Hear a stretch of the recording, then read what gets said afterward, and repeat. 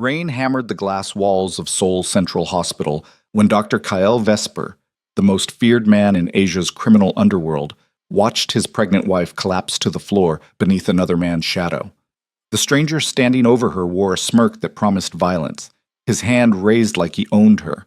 But Leora Vale no longer belonged to the man who once destroyed her. She belonged to the king who would burn the world to keep her safe. One encounter, 3 years of buried trauma, and a reckoning no one would survive intact. If you're watching from anywhere in the world, drop your city in the comments below. I want to see how far this story travels. Hit that like button, and let's dive in. Mauritian. The emergency room doors of Seoul Central Hospital burst open at 2:13 a.m. on a Tuesday morning that smelled like disinfectant and blood. Leora Vale stood at the nurse's station filling out discharge paperwork when the chaos erupted. Security shouting in Korean, paramedics wheeling in a gurney carrying a man bleeding out from a stab wound that looked deep enough to kill him before sunrise. She didn't hesitate. While the senior nurses scrambled and the attending physician barked orders in rapid-fire Korean that Leora only half understood, she grabbed gloves and moved toward the trauma bay. Her hands were steady, even though her 6-month pregnant belly made every movement awkward. Fear didn't register. Not anymore. She'd spent the last year learning how to survive alone in a foreign country where she barely spoke the language, working night shifts at a hospital that paid just enough to cover rent in a shoebox apartment that leaked when it rained. Survival left no room for panic. The man on the gurney was unconscious, his face pale beneath dark hair matted with sweat and blood. Expensive suit, custom shoes, the kind of details that told a story even before anyone spoke. Leora cut away his jacket while the trauma surgeon worked to stabilize the wound. Blood soaked through gauze faster than she could replace it. "Pressure here," the surgeon snapped in English, nodding toward the man's abdomen. Leora pressed down hard. The man's breathing was shallow, erratic. She counted each breath while monitors beeped warnings around them. Outside the trauma bay, security guards stood like statues, their faces blank but their eyes tracking every movement inside the room. "Who is he?" Leora asked quietly. The surgeon didn't answer, just kept working with hands that moved too fast, suturing layers of muscle and tissue with the kind of precision that came from practice. Too much practice. 2 hours later, the man was stable. Barely. Leora's shift ended at 6 a.m., but she stayed. She couldn't explain why. Maybe it was the way his hand had twitched when she first applied pressure to the wound, a reflexive grab for life that reminded her too much of her own desperation. Maybe it was the silence in the ICU, the way no family members appeared to wait outside his room, even though men in dark suits filled the hallway like sentries. She sat beside his bed and wiped dried blood from his face with a damp cloth. His eyes opened just after dawn. Gray eyes. Cold at first, scanning the room with the alertness of someone accustomed to waking up in danger. Then those eyes found her, and something shifted. Confusion, maybe surprise. "You stayed," he said. His voice was rough from intubation. "Someone had to," Leora answered. He studied her for a long moment, took in her scrubs, her tired face, the ID badge clipped to her pocket that identified her as an American transplant working in obstetrics. "You're not from here," he said. "Neither are you." She'd heard him speak English in the ambulance before he lost consciousness. American accent, West Coast maybe. The corner of his mouth twitched, not quite a smile. Kael Vesper. Leora Vale. Leora. He tested the name like he was tasting something rare. "Thank you." She nodded and stood to leave, suddenly aware that she'd crossed some invisible boundary by staying past her shift to sit with a stranger, but his voice stopped her before she reached the door. "Can I see you again?" The question hung in the sterile air between them. Leora's first instinct was to say no. She'd learned the hard way that men who asked questions like that usually wanted something in return. But when she turned back to look at him, she saw something unexpected in those gray eyes. Vulnerability, raw and unguarded. "Maybe," she said. It was the most honest answer she had. 3 years before that moment, Leora had been a different person entirely. Young, naive, drowning in a relationship with a man named Nolan Graves, who spent 2 years systematically destroying every good thing she believed about herself. They'd met in Portland during her nursing program, back when she still thought love was supposed to feel like safety. Nolan was charming at first, ambitious, articulate, the kind of man who knew how to make you feel like the center of his world. Then the center started shrinking. It happened slowly. Little comments about her weight, her career choices, the friends she spent time with. He never yelled, never hit her, but he hollowed her out with precision, one cutting remark at a time, until she started believing that surviving meant earning his approval. She paid for their apartment, worked double shifts to cover rent while he focused on his startup, convinced herself that supporting him was love. When she finally discovered she was pregnant, she made the mistake of telling him. Nolan stared at her like she'd just ruined his life. "You did this on purpose," he said, calm, cold. "You knew I didn't want kids." "I didn't. Get rid of it." The words hit her like a slap. Leora stood in the kitchen of the apartment she paid for, holding a positive pregnancy test, and realized she'd been sleeping next to a stranger for 2 years. "No," she said. It was the first time she'd ever refused him anything. Nolan threw her out that night, packed her belongings into garbage bags and left them on the sidewalk, told her she could come back once she fixed the problem. Leora never went back. She stayed with a coworker for 3 days, then found a nursing contract in South Korea that came with a signing bonus large enough to cover a plane ticket and first month's rent. The hospital needed English-speaking staff for their international patient wing. It was temporary, survival-based, desperate. She boarded the flight alone, 6 weeks pregnant, with 2 suitcases and no plan beyond making it to the next day. Seoul greeted her with rain and neon lights that reflected off wet pavement like fractured glass. The city was massive, indifferent, beautiful in a way that made her feel invisible. For the first few weeks, she cried herself to sleep in her tiny apartment while traffic noise filtered through paper-thin walls. Everything felt foreign. The language, the food, the subway system that moved too fast for her to understand. But invisibility turned out to be a gift. No one knew her history here. No one expected her to shrink. The other nurses were kind but distant, giving her space to figure things out. She worked long shifts and learned to navigate the city alone, her pregnant belly growing rounder while Seoul slowly transformed from hostile to familiar. By month 5, she stopped crying. By month 6, she started believing she might actually survive. Then Kale Vesper walked into her life bleeding from a stab wound. He started appearing outside the hospital after her shifts, not every night, just often enough that Leora began to expect it. He'd wait by the main entrance in his black overcoat, hands in pockets, looking like someone who had all the time in the world, even though she knew men in expensive suits didn't wait in the rain without a reason. "You don't have to keep doing this," she said the 3rd time she found him there. "I know," Kale answered. "Come have dinner with me." "I'm pregnant. I noticed. I'm also exhausted, broke, and about to be a single mother in a country where I barely speak the language." "Then you probably need a hot meal." She laughed despite herself. It was the first real laugh she'd managed in months. "You're persistent. Only when it matters." They went to a small restaurant near the hospital that served kimchi jjigae in stone pots that burned her tongue.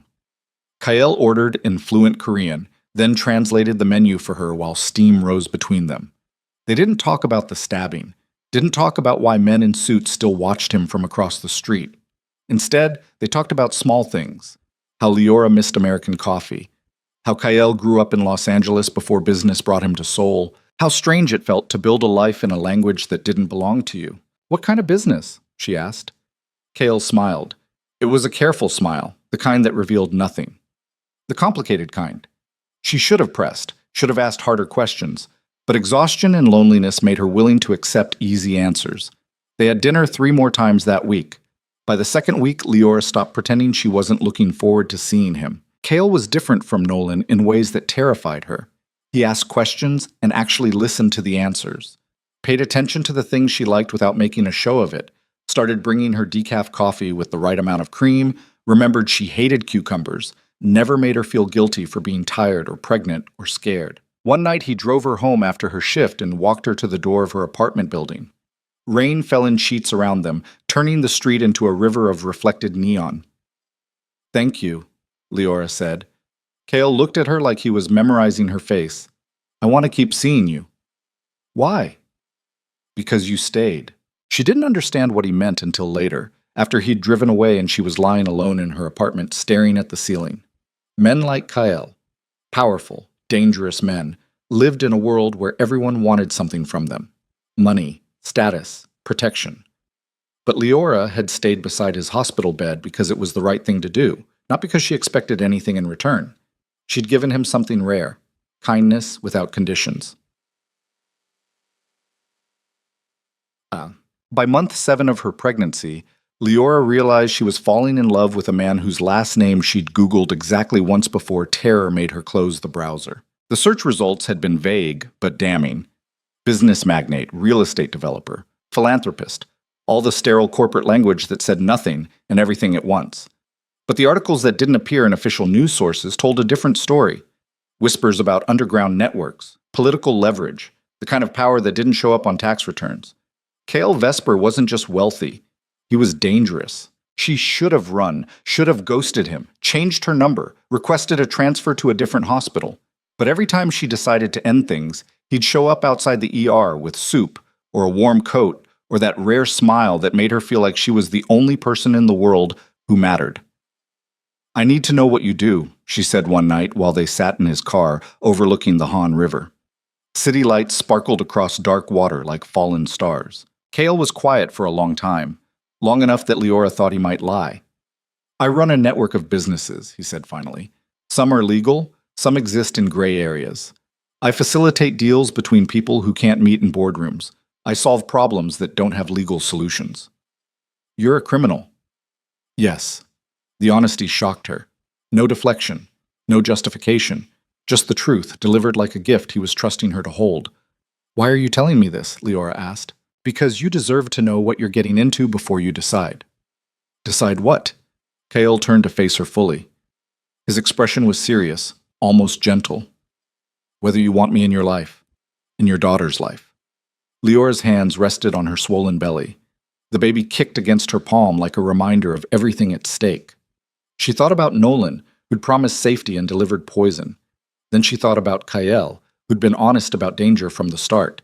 "I don't know if I can do this," she admitted. "I know. I'm scared." "You should be." They sat in silence while rain started falling again, drumming against the windshield. Leora watched the city through blurred glass and tried to reconcile the man beside her with the life she'd been trying to build. Simple, safe, predictable. Kyle reached over and took her hand. His palm was warm, solid. "I will never lie to you," he said quietly. "I will never make you smaller to feel bigger. And I will never let anyone hurt you or your daughter." It was the promise Leora needed without knowing she needed it. "Okay," she whispered. "Okay? I'm choosing you." Kyle pulled her close and kissed her forehead, his breath warm against her skin. She felt him tremble slightly. This man who commanded empires and made people disappear, shaking because someone finally chose him back. Leora gave birth to her daughter on a freezing January morning while sleet hammered against hospital windows. Kyle was there. He held her hand through 18 hours of labor, didn't flinch when she screamed at him, and cried openly when the doctor placed a tiny, wailing baby girl against Leora's chest. "She's perfect," he whispered. Leora was too exhausted to speak. She just held her daughter and felt something inside her chest crack open. Not breaking, but expanding, making room for love bigger than fear. They named her Mira. Cale's world was already dangerous, but becoming a father made him lethal in new ways. He disappeared for 3 days after Mira's birth, and when he returned his knuckles were bruised and his expression was colder than Leora had ever seen. "What did you do?" she asked. "Made sure no one will ever threaten her." She didn't ask for details. Some things were better left in darkness. The next 6 months blurred together in a haze of sleepless nights, diaper changes, and the strange domesticity of building a family with a man who still ran a criminal empire from their penthouse apartment. Kyle would take business calls in 3 languages while bouncing Mira against his shoulder. Leora would come home from hospital shifts to find him asleep on the couch with their daughter sprawled across his chest. They never talked about marriage. Until one night when Mira was 8 months old and Leora was folding laundry in the living room, Kyle walked in and knelt in front of her swollen feet. She'd been on her feet all day, with the kind of seriousness that made her heart stop. "Marry me," he said. Not a question, a statement, a certainty. Leora stared at him. "Why?"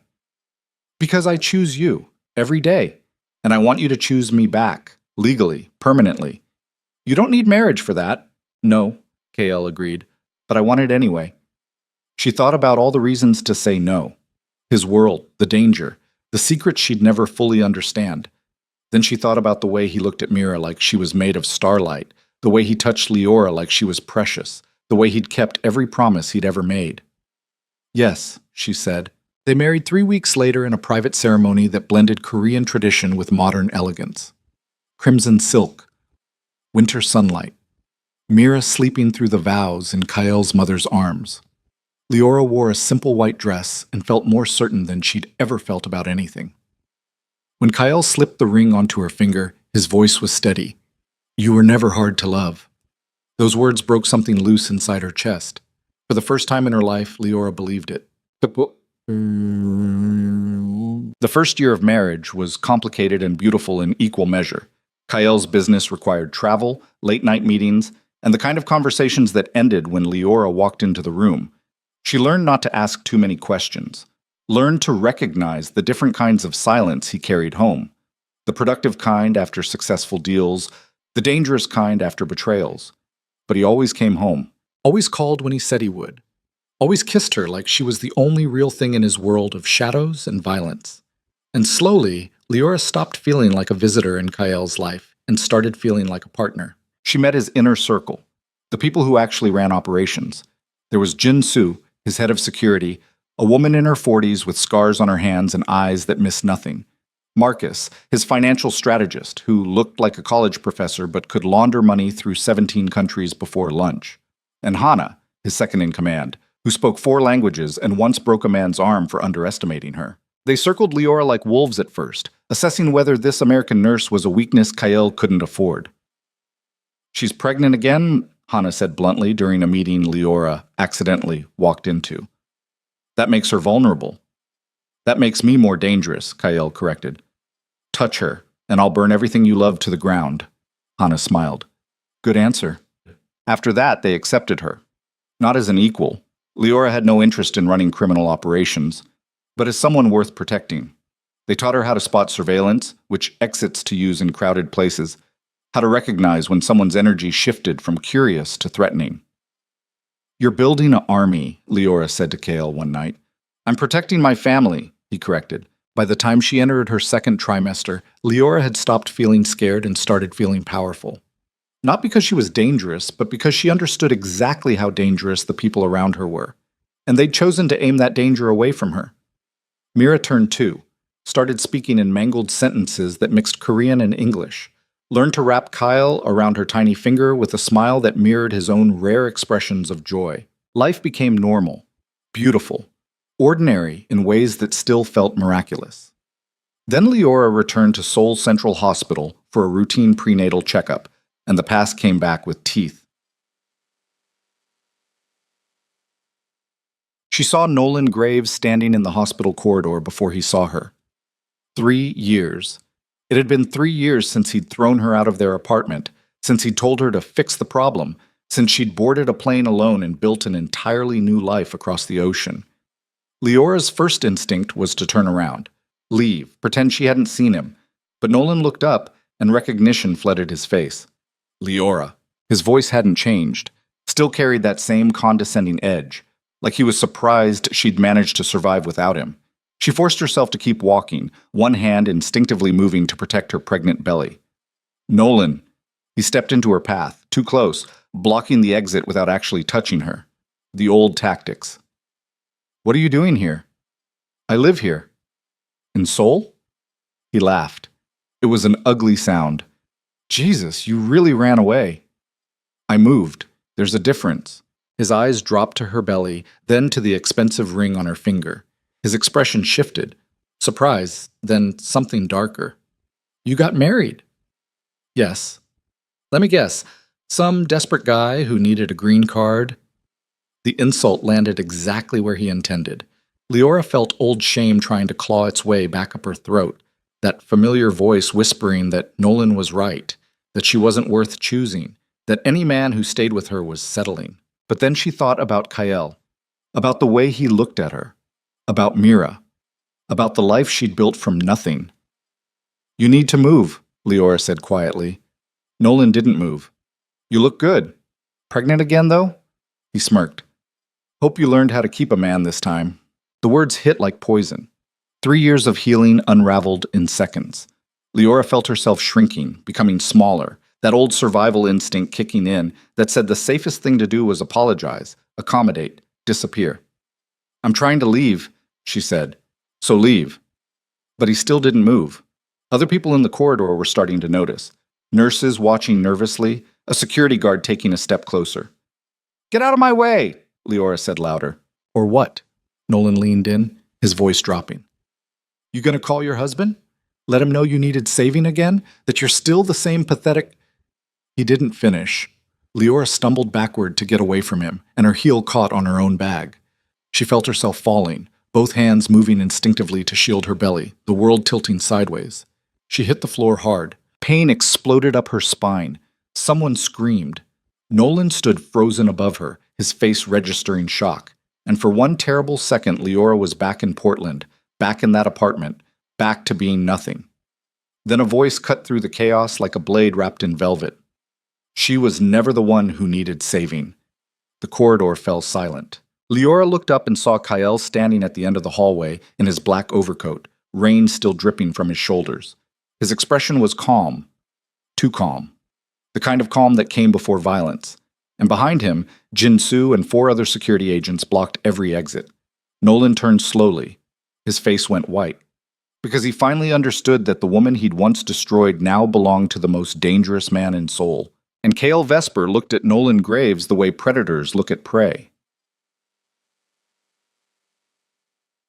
Kyle moved through the hospital corridor like winter itself had taken human form, silent, inevitable, lethal. His footsteps made no sound against the polished marble, but every person in the hallway felt his approach the way animals sense storms before the sky darkens. Nurses pressed themselves against walls. Patients in waiting room chairs stopped mid-conversation.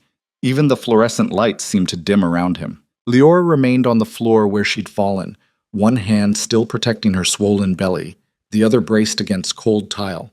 Her breath came in short gasps, not from pain, though her spine throbbed where she'd landed, but from the sudden vertigo of watching 2 versions of her life collide. Nolan stood frozen 3 feet away, his face cycling through confusion, recognition, and finally raw terror, as Kyle stopped beside Leora and knelt without breaking eye contact with the man who'd made her fall. "Did he touch you?" Kale's voice was soft, almost gentle, the kind of softness that preceded broken bones. Leora's throat was too tight to speak. She shook her head. "The baby? I don't know." Her voice cracked. "I don't think." Kale's hand found hers and squeezed once. Then he stood, rising to his full height with the kind of controlled grace that came from years of calculated violence. He still hadn't looked away from Nolan. "What's your name?" Kale asked. Nolan's mouth opened, closed. His hands were shaking badly enough that he shoved them into his pockets to hide it. "This is a misunderstanding. I asked for your name." The temperature in this corridor dropped 10 degrees. Jin-Soo had moved to block the nearest exit, her hand resting casually on something beneath her jacket. 2 other security agents flanked the opposite end of the hallway. No one was getting out until Kyle decided they could leave. "Nolan," he finally stammered. "Nolan Graves." "Nolan." Kale tested the name like he was memorizing it for later use. "You know my wife?" It wasn't a question. Nolan's eyes darted to Leora, then back to Kyle. We used to date. Years ago. I didn't know she was married. I swear, I didn't know you made her fall. It was an accident. She tripped. You were standing in her way." Kale took 1 step closer. Just one. But Nolan flinched like he'd been struck. "You blocked her path, refused to move when she asked, then watched her collapse while protecting my child." The last 3 words carried enough weight to crush bones. Nolan's face had gone gray. Sweat beaded along his hairline despite the hospital's aggressive air conditioning. "Look, man, I don't want trouble. I'll leave. We're done here." "We're done when I say we're done." A doctor appeared at the edge of the scene, taking in Leora still on the floor, the armed security agents, and Kyle standing over Nolan like an executioner sizing up his next job. The doctor was smart enough to understand the hierarchy immediately. "Mrs. Vesper," he said carefully, addressing only Leora. "Let's get you examined. Make sure the baby's okay." Kale turned finally, his attention shifting from Nolan to the doctor. "I want a private room, no residents, no students, just you." "Of course." Jin-Soo moved forward to help Leora stand, her grip firm but surprisingly gentle. Leora's legs felt unstable, adrenaline still flooding her system in waves that made her hands tremble. She let herself be guided toward the examination rooms, but couldn't stop herself from looking back at Nolan. He looked smaller than she remembered, weaker.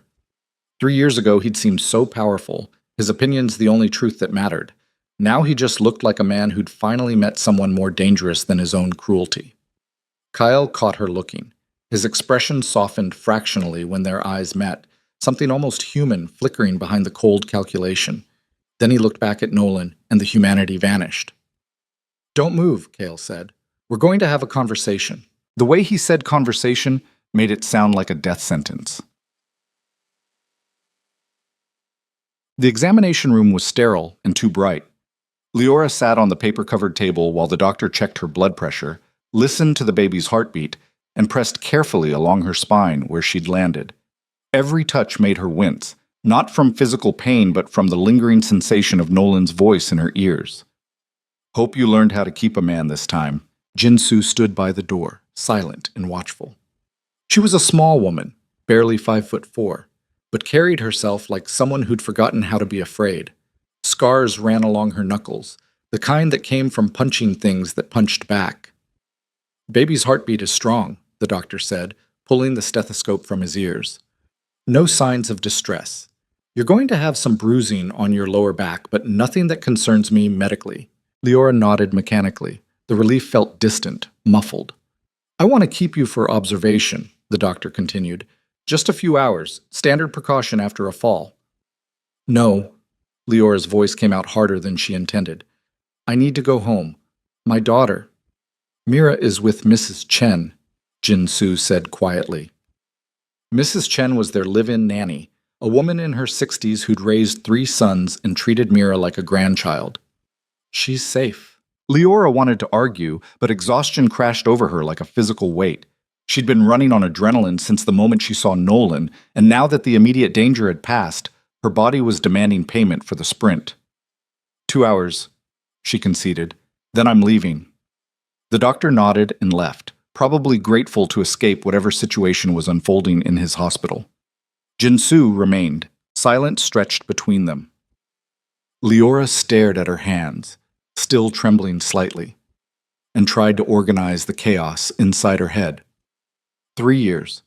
She'd survived 3 years without thinking about Nolan more than a handful of times, built an entire life that had nothing to do with him, and in under 5 minutes, he'd dragged her back to Portland, back to that apartment, back to feeling worthless. "Who is he?" Jinsu asked. "My ex-boyfriend. The one who threw you out." It wasn't a question. Of course, Kyle had told his inner circle. Of course, they knew every vulnerable piece of her history. That was how survival worked in their world. No secrets, no surprises, no blind spots that enemies could exploit. "Yes," Leora said. "He's the father?" "Of Mira? No." The denial came automatically. "He told me to get rid of the pregnancy. I left instead." Jinsu was quiet for a moment, processing. "Does he know about Mira?" "I don't think so. He didn't mention her." "Good." Jinsu shifted her weight, and Leora caught the subtle movement of her checking the weapon beneath her jacket. "Kael's going to handle this." The words should have been comforting. Instead, they made Leora's stomach twist. "What does that mean?" Jinsu met her eyes with an expression that gave away nothing. "It means you don't have to worry about him anymore." "I don't want anyone dead." "No one's going to die." Jinsu said it like she was commenting on the weather. "But he's going to wish he had." Leora wanted to push back, demand details, insist that violence wasn't the answer, but part of her, the part that still remembered Nolan's voice, still felt his shadow blocking her path, wanted exactly what Jinsu was promising. She hated that part of herself, hated that 3 years of healing could be unraveled so easily. "I thought I was over it," Leora said quietly. "Trauma doesn't work like that." "I know, but I really thought I'd moved past needing to be scared of him." Jinsu moved closer, her expression softening fractionally. "You're not scared of him. You're angry. There's a difference." Leora looked up. "Is there?" "Fear makes you small. Anger makes you dangerous." Jinsu smiled then, just barely. "And right now, you're the most dangerous person in this hospital." "How?" "Because Kyle would burn Soul to the ground if you asked him to." The truth of that statement sat between them like a third presence in the room. Leora had always known Kyle was dangerous, had seen glimpses of it. The cold way he ended phone calls, the silent efficiency of his security team, the way powerful men deferred to him without question. But she'd never fully understood the scope of it until now. She'd married a man who could erase people, and part of her wanted him to. Bah! Kale found Nolan in the private conference room on the hospital's administrative floor. He'd had Jinsu's team escort him there under the pretense of sorting out the incident, official enough that hospital security wouldn't interfere, vague enough that Nolan couldn't refuse without admitting he had something to hide. The room was small, windowless, a table and 4 chairs. Marcus stood in the corner taking notes on his tablet like this was a business meeting. Another security agent blocked the door from the inside. Nolan sat at the table trying very hard to look calm. Failing. Kyle took the chair directly across from him and spent a full minute saying nothing, just looking, studying this man who'd once had the power to destroy Leora's sense of self-worth with carefully chosen words. He looked ordinary, weak chin, soft hands, the kind of man who'd learned to weaponize insecurity instead of confronting his own mediocrity. "You're going to tell me everything," Kyle said finally. "About what?" "Your relationship with my wife." Nolan shifted uncomfortably. "Look, that was years ago. We dated for a while. It didn't work out. We moved on. That's it." "She didn't move on. She ran away." That's not how it happened." Kyle leaned back in his chair, the picture of patience. "Then tell me how it happened." Nolan's eyes darted toward the door, calculating. The security agent met his gaze with complete indifference. "We were together for 2 years, Nolan started, his voice defensive. "I was building a startup. She was in nursing school. It was fine at first, but then she got clingy, wanted more attention, started talking about marriage and kids when I'd been clear that wasn't what I wanted." "Keep going." "She got pregnant." Nolan said it like an accusation. "Claimed it was an accident, but I think she did it on purpose, trying to trap me." Kale's jaw tightened fractionally. Marcus stopped typing and looked up with an expression that suggested he was witnessing someone dig their own grave with impressive efficiency. "So you told her to get an abortion," Kyle said. Statement, not question. "I told her I wasn't ready to be a father, that if she wanted to keep it, she was on her own. Then you threw her out. She left on her own, after you packed her belongings into garbage bags and put them on the sidewalk." Nolan went very still. "How did you— She told me." Kale's voice remained perfectly level. "Told me everything. About the 2 years you spent convincing her she was worthless, about how you controlled her money, isolated her from friends, made her believe that surviving meant earning your approval." "That's not— She's exaggerating. Leora's always been dramatic." Kale moved fast enough that Nolan flinched backward, his chair scraping against tile. But Kyle only placed both hands flat on the table between them, leaning forward just enough to close the distance. "Don't," Kale said quietly. "Don't lie about her to my face." The room temperature seemed to plummet. Marcus had his phone out now, probably recording. Documentation. Evidence. The kind of insurance that kept people in line. Nolan's breathing had gone shallow. "What do you want from me?" "I want to understand what kind of man sees a pregnant woman and decides cruelty is the appropriate response." "I was 25. I was scared. I made mistakes." "You didn't make mistakes." Kyle straightened. "You made choices. Calculated ones. You knew exactly what you were doing when you made her pay rent while you focused on your startup. You knew what you were doing when you mocked her career, when you isolated her from support systems, when you convinced her that needing basic human decency was asking too much." Nolan's face had flushed red. "You don't know anything about our relationship. I know she got on a plane alone, 6 weeks pregnant, and chose to build a life in a country where she didn't speak the language rather than spend another day under your roof." Kale's eyes were flat, empty. "That tells me everything I need to know about who you are." Silence settled like dust. Nolan tried one more time to find solid ground. "Look, I'm sorry, okay? I'm sorry things ended badly, but that was years ago. I've moved on. She's clearly moved on. There's no reason for this to be— You haven't moved on." "What? You tracked her down." Kale pulled out his phone and placed it on the table. On the screen was a photo of Nolan standing outside Seoul Central Hospital 3 days ago, taken by one of Jinsu's security cameras. "You've been watching her." Nolan's face went gray again. I'm in Seoul for a conference. Medical technology. I'm a sales rep now. It's a coincidence. There are 12 hospitals in Seoul that host medical technology conferences. Kael's voice remained conversational, almost bored. None of them are at Seoul Central. Your conference is across the city at the Grand Hyatt, but you visited this hospital 4 times in the past week, always during morning hours, always near the prenatal clinic. The silence that followed was suffocating. Nolan opened his mouth, closed it, tried again. I wasn't stalking her. I just wanted to see if she was okay. You wanted to see if she was still broken. The accuracy of the statement hit like a punch. Nolan's expression crumpled, defensive anger collapsing into something uglier. Pettiness, jealousy.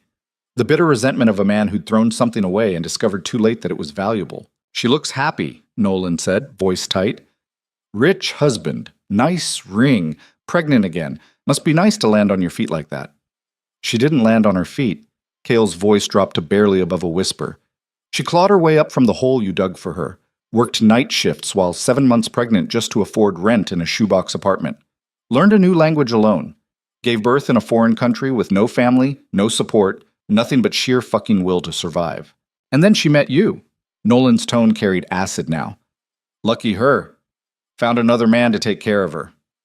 The smile that crossed Kael's face was genuinely terrifying. You think I take care of her? He laughed once. Sharp. Humorless. She saved my life before she knew who I was.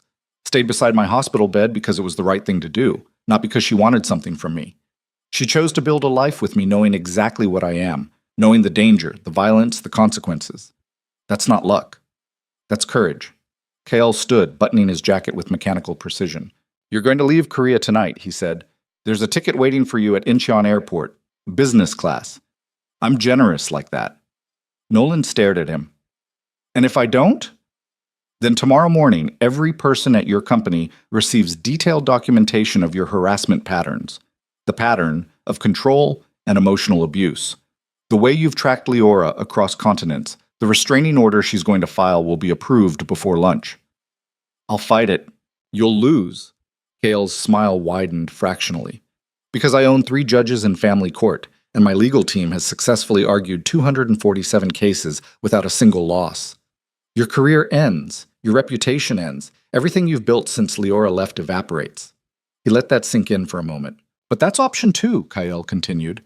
Option 1 is simpler. You leave tonight, delete her contact information, never search for her again, never speak her name, never return to Seoul. And in exchange, you get to keep your comfortable little life selling medical equipment at conferences. Nolan's hands were shaking again. You can't just... I can. Kael checked his watch.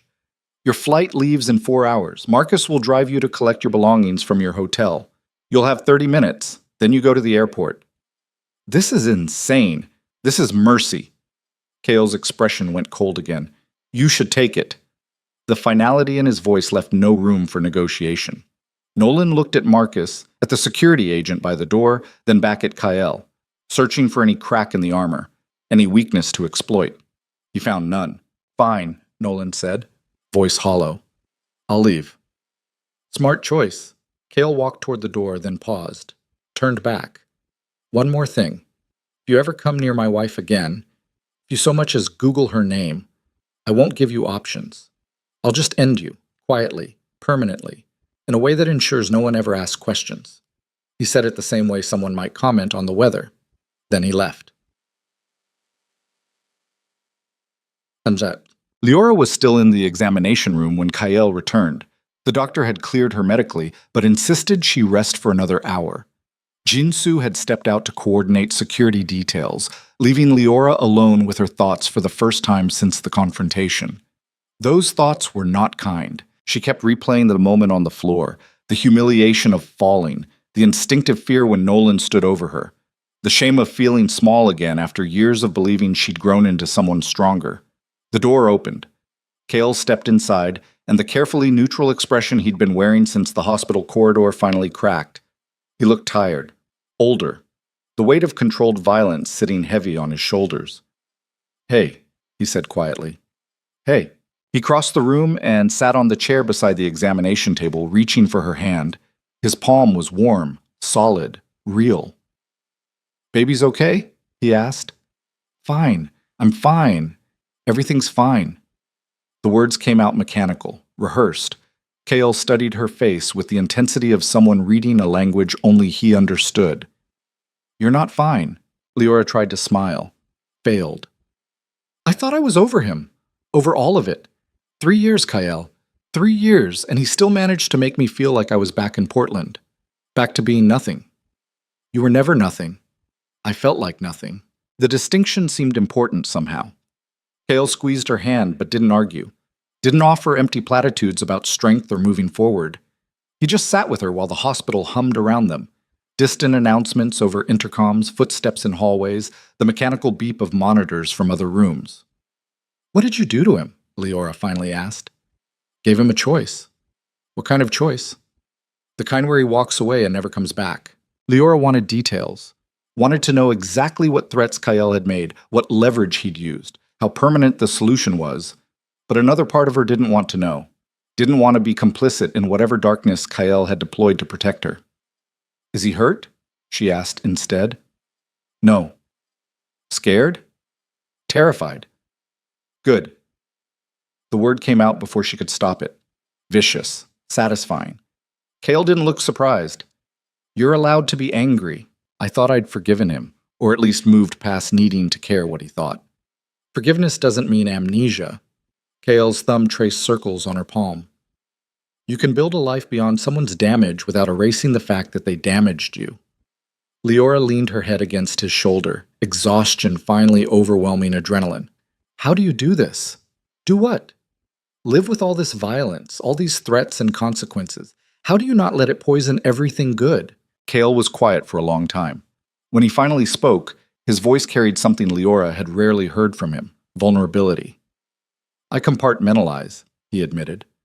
Probably better than I should. The things I do in business, the decisions I make, the people I hurt, I keep them separate from this. From you, from Mira, from the parts of my life that matter. But they're not separate. They can't be. No, he agreed. They're not. And someday that's going to cost us something. The honesty hit harder than comfort would have. Leora lifted her head to look at him. Do you regret it? Marrying someone like me? Someone who doesn't fit in your world? Kael's expression shifted. Surprise, then something fiercer. You're the only thing in my life I don't regret. But I'm weak. You're not weak. He said it with absolute certainty. You survived an emotionally abusive relationship, escaped to a foreign country while pregnant, built a life from nothing, chose to stay with me even after learning what I am. That's not weakness. That's the kind of strength most people never find. Tears burned behind Leora's eyes. She blinked them back, refusing to cry. I fell apart the second I saw him. You had a panic response to trauma. That's normal. Normal doesn't feel strong. Strength isn't the absence of fear. Kael cupped her face with both hands, forcing her to meet his eyes. It's choosing to keep going even when you're scared. You did that. You chose me. Chose this life. Chose to be a mother. Those are the hardest choices anyone can make. Leora kissed him then. Hard, desperate, trying to pull something solid from the chaos still spinning inside her head. Kael kissed her back with the kind of careful intensity that made her feel precious instead of fragile. When they broke apart, she was crying after all. I hate that he still has power over me, she whispered. He doesn't. Then why do I feel like this? Because healing isn't linear. Kael wiped tears from her cheeks with his thumbs. You're allowed to have bad days. You're allowed to fall apart. That doesn't erase everything you've built. The words settled into her chest like stones. Heavy, true. They sat in silence for a while longer, Leora's head against Kael's shoulder, his arms wrapped around her like a fortress. Outside, Seoul continued its endless rhythm, cars honking, people rushing, the city moving forward whether anyone was ready or not. Eventually, Jin-Soo returned with an update. Nolan had been escorted to his hotel, collected his belongings under supervision, and was currently en route to the airport. The surveillance team would confirm he boarded the flight. He's gone, Jin-Soo said simply. Leora nodded. It should have felt like closure. It felt like unfinished business. They went home 3 hours later. Mira was asleep when they arrived, curled up in Mrs. Chen's lap while cartoons played silently on the television. The nanny looked up with concern when she saw Leora's face, too pale, eyes still red from crying, but didn't ask questions. That was the thing about people in Kael's orbit. They understood when silence was more valuable than curiosity. Kael paid Mrs. Chen double and sent her home in a car service. Then he carried their sleeping daughter to bed while Leora stood in the living room of their penthouse apartment, staring out at Seoul's glowing skyline. The city looked different tonight. Less beautiful. More indifferent. Kael returned and found her still standing there, arms wrapped around herself like she was trying to hold broken pieces together. "Come to bed," he said gently. "I'm not tired." Liar. She almost smiled. Almost. Instead, she turned to face him. What if he comes back? He won't. But what if... Leora. Kael crossed the room and pulled her into his arms. He won't come back. And if he does, he won't leave alive. That's not a threat. It's a promise. The words should have horrified her. They didn't. That realization sat heavy in her chest. She'd married a man capable of murder, and instead of fear, she felt protected. Safe. The cognitive dissonance was dizzying. I don't know who I am anymore, she admitted into his chest. You're my wife. Mira's mother. A woman who survived hell and came out stronger. I don't feel stronger. You will. They stood like that for a long time, wrapped in each other, while the city hummed 40 floors below. Eventually, exhaustion won. Kael guided her to their bedroom and helped her change into pajamas with the patient care of someone undressing a child. She let him. Let herself be taken care of. Let herself be weak just for tonight. She fell asleep curled against him, one hand resting on her pregnant belly, feeling their second daughter kick lazy patterns against her palm. But her dreams were full of hospitals and corridors, and Nolan's voice telling her she'd never learned how to keep a man. She woke up at 3 a.m. shaking. Kael was already awake, his hand moving in slow circles on her back. I'm here, he murmured. You're safe. Leora wanted to believe him, but some part of her, the part that remembered Portland, that remembered being thrown out with garbage bags, that remembered believing she deserved it, whispered that safety was temporary. That someday the past would demand payment for all the years she'd spent running from it.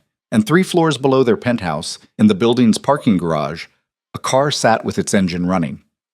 Inside, one of Jinsu's security team watched the building's entrance on 6 different camera feeds, logging every person who entered or exited, because Nolan Graves had boarded his flight, but his luggage had been left behind at the hotel, and men who left their belongings behind were usually planning to come back. The call came at 4:47 a.m., exactly 1 hour and 43 minutes after Leora finally fell back asleep.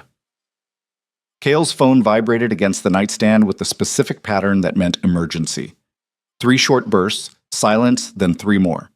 He was out of bed before the second set finished, pulling on pants with one hand while answering with the other. Talk, he said quietly, already moving toward the hallway so his voice wouldn't wake Leora. Jinsu's voice came through clipped and professional, but Kael caught the edge underneath. Nolan Graves didn't board the flight. Security footage shows him in the departure area, but he never went through the gate. He disappeared into a service corridor 20 minutes before takeoff. Kael's jaw tightened. Where is he now? Unknown. We've got teams checking hotels, but he's not using his credit cards. Phone's off. It's like he planned this. He did plan it. Kael moved to the window overlooking Seoul's pre-dawn skyline. Lights glittered like broken glass scattered across dark fabric. He left his luggage behind. You knew? I suspected. Men like him don't let go of things they think belong to them. Silence on the other end while Jinsu processed that. What do you want us to do? Find him. Use every resource we have. Street cameras, facial recognition, informants in the expat community. I want to know where he's sleeping, who he's talking to, and what he's planning. And if we find him? Kael's reflection in the window looked carved from stone. Bring him to me. He ended the call and stood there for a long moment, watching the city slowly wake up. Traffic beginning to move on distant highways. Office buildings illuminating floor by floor as cleaning crews worked through their shifts. Seoul was a machine that never fully stopped, just shifted gears between day and night. Behind him, a floorboard creaked. Kael turned to find Leora standing in the bedroom doorway, wearing one of his t-shirts, her pregnant belly stretching the fabric. Her hair was tangled from sleep, and her eyes carried the hollow look of someone who'd spent too many hours fighting nightmares. What's wrong? She asked. Kael considered lying, decided against it. They'd built their marriage on brutal honesty, even when honesty cut deep. Nolan didn't leave, he said. The color drained from Leora's face. She gripped the doorframe hard enough that her knuckles went white. What do you mean he didn't leave? He made it to the airport, got past security, then disappeared before boarding. Where is he? We don't know yet. Leora's breathing went shallow, rapid. The beginning of a panic attack Kyle had seen before, after she woke from nightmares, or when unexpected sounds startled her in crowds. He crossed the room quickly and pulled her against his chest, one hand on the back of her head, the other spread across her spine. Breathe, he said quietly. In through your nose, out through your mouth. She tried, failed, tried again. Her whole body was shaking. He's going to come after me, she whispered. No. You don't know that. He won't get near you. Cale's voice was iron. I have 30 people looking for him right now. Every camera in Seoul is being monitored. Every hotel, hostel, and short-term rental within 50 kilometers. He can't hide. Then why hasn't he been found? It was a fair question. One Kyle didn't have a good answer for yet. He had help, Kyle said finally. Someone coached him, told him how to disappear. Leora pulled back to look at him, fear shifting into something sharper. Who would help him? I don't know, but I'm going to find out. What? By 7 a.m., Kyle's entire operation had shifted into crisis mode. His penthouse office, a room that usually hosted business calls and contract negotiations, transformed into a command center. Monitors covered one wall displaying security feeds from across the city. Jin-Soo coordinated 3 separate teams from a laptop on the conference table. Marcus worked his network of informants, making calls in 4 different languages. Even Hana had flown in from Busan, her expression grim as she reviewed footage from Incheon Airport. Leora sat on the couch near the window with Mira curled in her lap, both of them wearing yesterday's clothes. Mrs. Chen had been called back early and now stood guard in the kitchen, her usually warm demeanor replaced by something colder, protective. Airport security is cooperating, Hana reported without looking up from her screen. They've isolated the service corridor Nolan used. It's an employee-only area, requires a keycard. He had access, Kyle said. Or someone gave it to him. Jin-Soo pulled up new footage on the main monitor. Here, 9:17 p.m. yesterday. Watch the man in the blue jacket. The video showed a crowded terminal. Nolan stood near a coffee kiosk, phone in hand, looking nervous. Then another man approached. Asian, mid-30s, wearing maintenance worker coveralls and carrying a tool bag.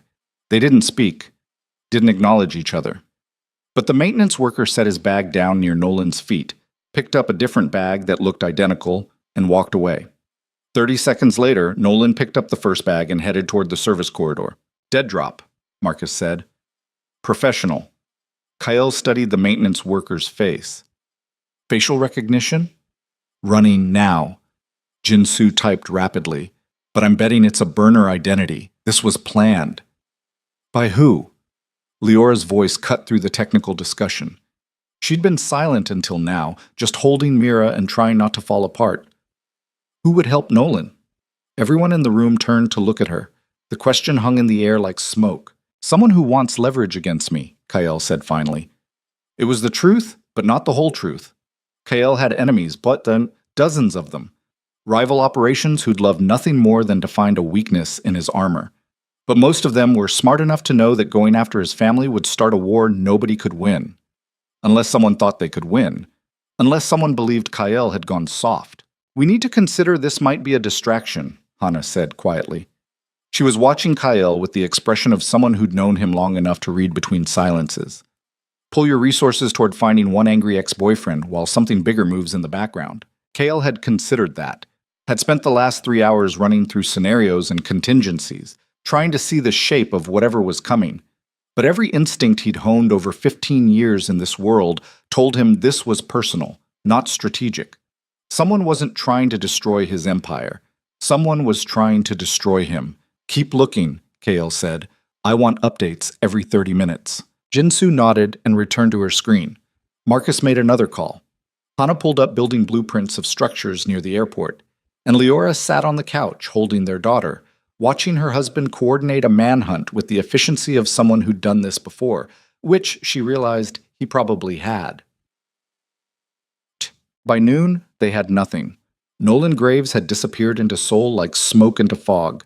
No credit card activity, no phone pings, no facial recognition hits from the thousands of cameras scanning the city.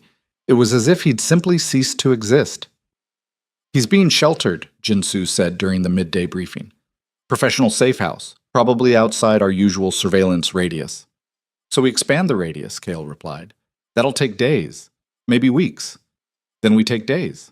But even as he said it, Kyle felt the clock ticking. Every hour Nolan stayed hidden was an hour he could plan, coordinate, reach out to whoever was backing him. And every hour was an hour Leora spent looking over her shoulder, flinching at shadows. She'd taken Mira to the playroom around 10 a.m., probably to escape the tense atmosphere in the office. Mrs. Chen stayed with them. So did two security agents who looked like they could break concrete with their bare hands. But security had diminishing returns. You could put guards on every door, cameras on every angle, protocols in place for every scenario. And still someone determined enough would find a crack, would wait for the one moment when attention drifted, when timing aligned, when luck favored violence over protection. Kyle had spent his entire adult life being that someone. He understood exactly how vulnerable they were. His phone buzzed. Unknown number. He almost declined it, then recognized the area code. Portland, Oregon. He answered. "Yes." "Mr. Vesper?" A woman's voice. American accent. Professional. "My name is Detective Sarah Chen with Portland PD. I'm calling regarding an incident involving Nolan Graves and one of your employees." "I don't have employees in Portland." "I apologize. I meant your wife, Leora Vale." Kale's entire body went still. "What about her?" "Mr. Graves filed a police report 3 days ago claiming Mrs. Vesper has been stalking him. He's requesting a restraining order." The room tilted sideways. Jinsu and Marcus both looked up, registering the change in Kael's expression. Hana stepped closer, hand moving instinctively toward her weapon. "That's absurd," Kael said carefully. "My wife hasn't been in the United States in over 3 years. I understand that, and frankly, the report raised several red flags. But Mr. Graves provided what appears to be extensive documentation. Social media messages, photos, email correspondence, all dated within the last 6 months. Fabricated. Most likely, yes, but he's also filed complaints with the State Department claiming Mrs. Vesper fled the country to avoid a custody dispute regarding their child." The words hit like bullets. "They don't have a child together," Kale said, voice dangerously quiet. "According to his documentation, they do. A daughter named Mira." The world stopped. Everything. The monitors, the team, the security footage playing on endless loop, all of it faded into white noise. Kale could hear his own heartbeat in his ears, could feel rage building in his chest like a pressure vessel about to explode. "That," Kale said with lethal precision, "is my daughter. I understand this is complicated." "No, you don't understand. Mira is my biological daughter. My wife left the United States before she and I met. Nolan Graves has no legal claim, no biological connection, and no right to file anything." "Then you'll need to provide documentation proving that. Birth certificates, paternity tests, custody agreements. We live in Korea. Mira was born here. Everything is filed with Korean authorities." "Which is why I'm calling, Mr. Vesper. Mr. Graves is claiming international parental kidnapping. If he escalates this through the proper channels, it could trigger an investigation by both U.S. and Korean authorities. I wanted to give you a heads up before that happens." Kale closed his eyes, forced himself to breathe, to think through the rage. This was the play. Not violence, not direct confrontation. Legal warfare. Bureaucratic chaos. The kind of fight where Kale's usual tools, money, influence, controlled violence, had limited effectiveness. Because courts moved slowly, and investigations required cooperation. And allegations like this would put Leora under a microscope she couldn't survive. "Thank you for the warning," Kyle said. "I'll have my legal team contact you directly." "I appreciate that. And Mr. Vesper, off the record?" "Yes. This whole thing smells wrong. Mr. Graves is too prepared, too organized. Someone's coaching him through this." "I know." He ended the call and stood there holding his phone, staring at nothing while his mind reorganized reality around this new threat. Jinsu spoke first. "What happened?" Kyle looked at her, at Marcus, at Hana, his inner circle, the people who'd helped him build an empire on violence and strategic leverage. "Nolan filed a police report claiming Leora's been stalking him," Kyle said flatly. He's also claiming Mira is his biological daughter and that Liora kidnapped her to Korea. The silence that followed was absolute. Marcus recovered first. That's insane. Easily disproven. We have medical records, birth certificates, which will take weeks to authenticate through international channels. And during those weeks, Liora will be under investigation, possibly unable to leave Korea, possibly facing extradition requests if Nolan pushes hard enough. He can't actually win this, Hannah said. He doesn't need to win. He just needs to make our lives hell. Kyle set his phone down with careful precision. This is the leverage. Keep us tangled in legal proceedings, while whoever's backing him makes their real move. Then we find him faster, Jinsu said. Force him to drop the charges. It's too late for that. The report's already filed. The investigation's already started. Kale ran both hands through his hair, the gesture rare enough that everyone in the room understood how badly this had destabilized him. We need to tell Liora. Nobody argued. Liora was sitting cross-legged on the playroom floor building a tower out of wooden blocks with Mira when Kyle found her. Their daughter was concentrating intensely on placement, her small tongue poking out between her lips in the universal expression of childhood focus. She looked so much like Kyle, it was almost painful. Same dark hair, same serious expression, same careful deliberation before making decisions. And Nolan was claiming she was his. Liora looked up when Kyle entered, read his face immediately. What happened? Mira, Kale said gently. Go find Mrs. Chen. Ask her for a snack. Their daughter looked between them, sensing adult tension she was too young to understand. But she was also 2 years old and the promise of snacks trumped curiosity. She toddled out of the room trailing her favorite stuffed rabbit. The moment she was gone, Liora stood. Tell me. So Kyle told her, explained the phone call, the false report, the allegations about stalking and parental kidnapping. He watched her face cycle through disbelief, rage, and finally something worse than anger, terror. He's trying to take her from me, Liora whispered. He won't succeed. You don't know that. You can't promise that. She was backing away now, hands pressed against her mouth. If there's an investigation, if authorities get involved, if they think I kidnapped... You didn't kidnap anyone. Mira is legally your daughter. We have documentation that will take weeks to verify while I'm under investigation, while some social worker decides whether I'm fit to be a mother, while Nolan sits in Portland telling lies about how I stole his child. Leora's voice was climbing toward hysteria.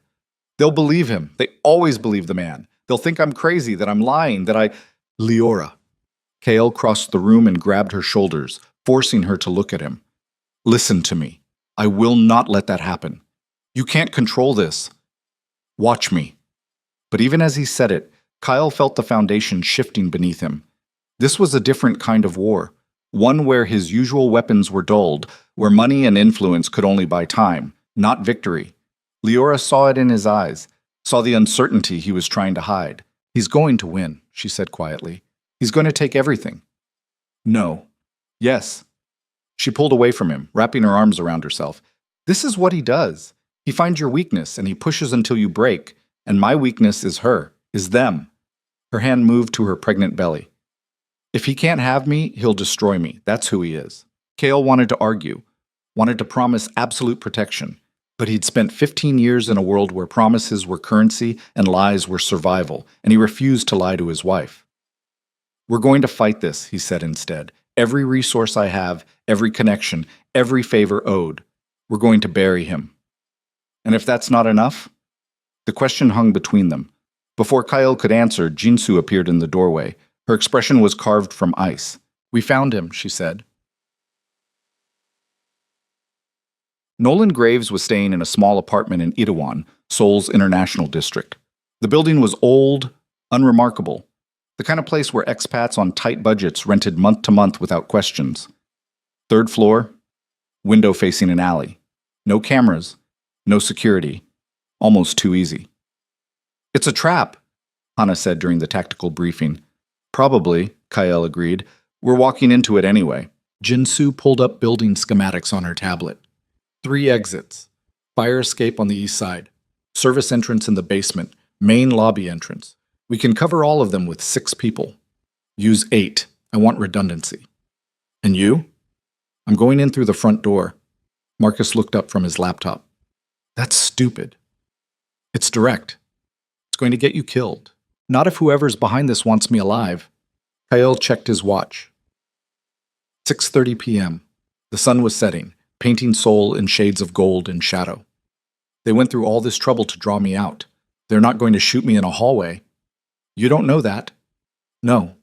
But I know they want something, and the only way to find out what is to talk to them. Hannah shook her head slowly. You're letting emotion override strategy. That's how people die. Then I die. Kale's voice was flat. But I'm not letting this continue. Not with Leora pregnant, not with Mira in danger, not with some faceless enemy pulling strings and thinking they can touch my family without consequences. He looked at each of them in turn. His inner circle, the people who'd followed him through wars, both literal and figurative. If something happens to me, Kyle said quietly, you protect them. You get Leora and the kids somewhere safe. You make sure whoever's behind this regrets ever learning my name. Jinsu's expression hardened.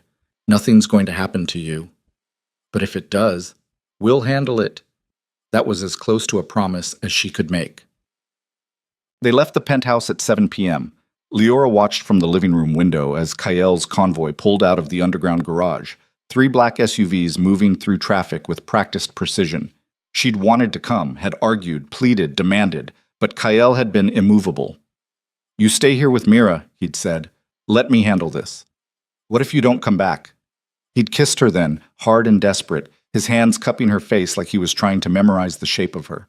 I'll come back, he'd promised. Now she stood alone in the living room of their penthouse fortress, one hand pressed against the window glass, watching taillights disappear into Seoul's arterial flow. Behind her, Mrs. Chen was putting Mira to bed.